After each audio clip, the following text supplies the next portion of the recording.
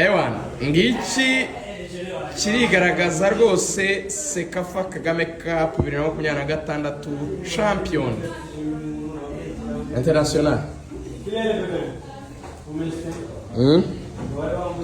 Ganira n'igikombe. Ntabwo ushaka kuvuga? Ganira n'igikombe. Mvugane amagambo yanditseho iki gikombe birakira navuga. Ndabizi. Yagada.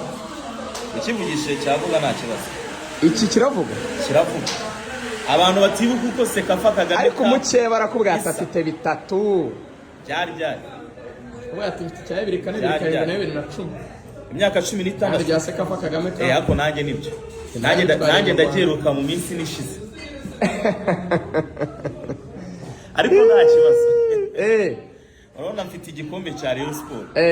Ako ngiye sindi igisambo. Ntabwo ndi igisambo. Ngiki ni cya pe. Asere uri umusazi kwizina ry'Imana.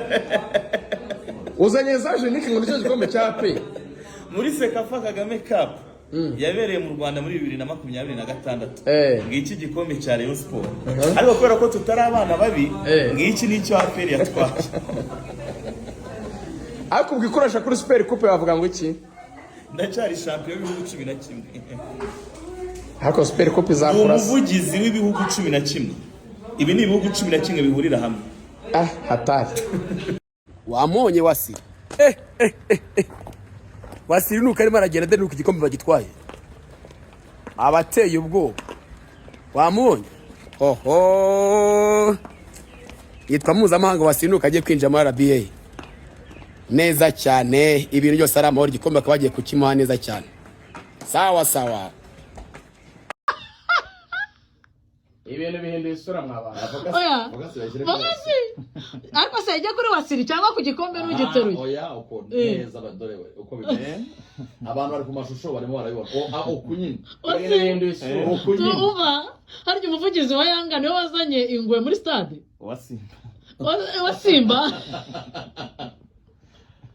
Wasiri waramutse.